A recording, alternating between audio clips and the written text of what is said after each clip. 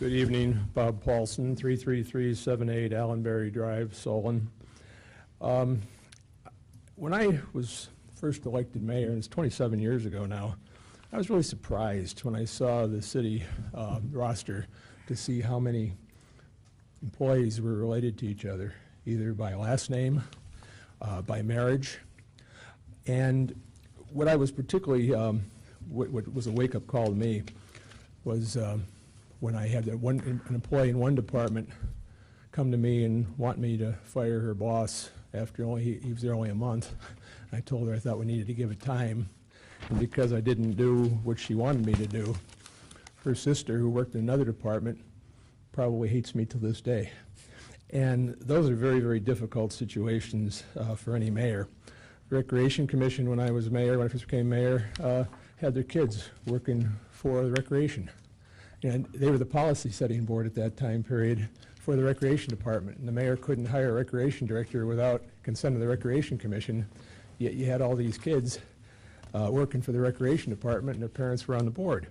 I finally made a rule that unless the kids had water safety instructor licenses, which were skilled, that they probably ought not to work for the city, and I wouldn't let my daughters do the same thing all through high school and college.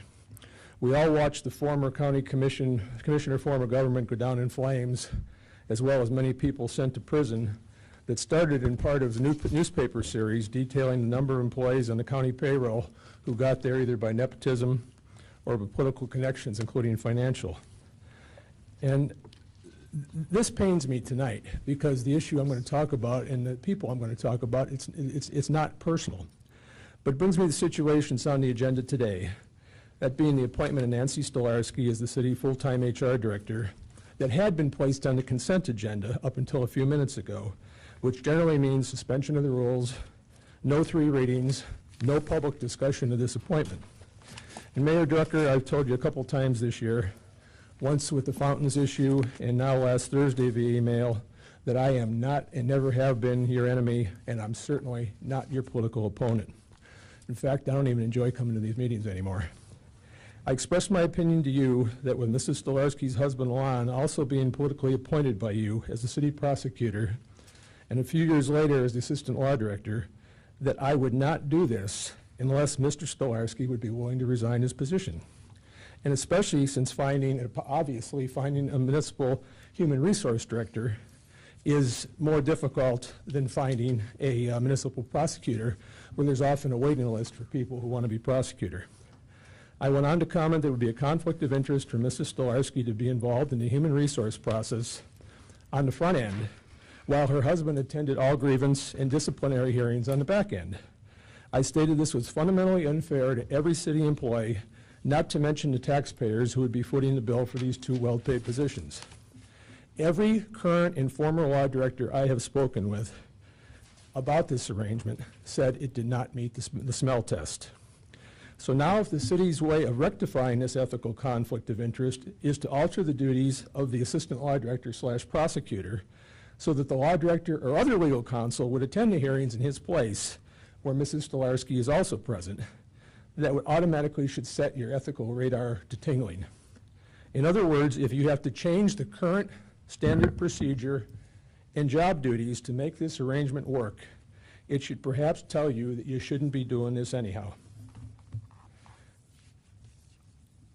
Then to have the appointment on the agenda tonight under consent and emergency makes little sense, since this situation has been in effect since last fall when Mr. Kornoff retired rather.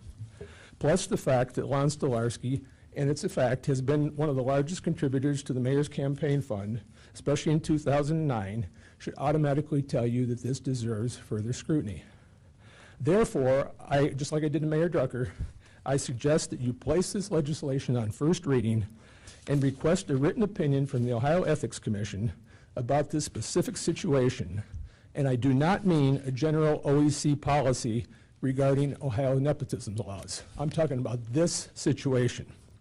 If this administration sees nothing wrong with blurring the ethical lines in situations like this, then you, City Council, need to be the last line of defense on behalf of the employees and the taxpayers of the city. The easy thing to do in a situation like this especially with someone who's been your former colleague, some of your former colleagues, or that you know their family, or that perhaps they live in your ward, is to look the other way and vote for this tonight. But that's how Cuyahoga County got in trouble, because a lot of people knew what was going on, but they looked the other way. They went along to get along. Don't set yourself up for more possible claims and employee discrimination lawsuits by rushing this legislation tonight without a written opinion from the OEC about this proposed husband and wife mayoral appointment scenario. You've been at this since last November.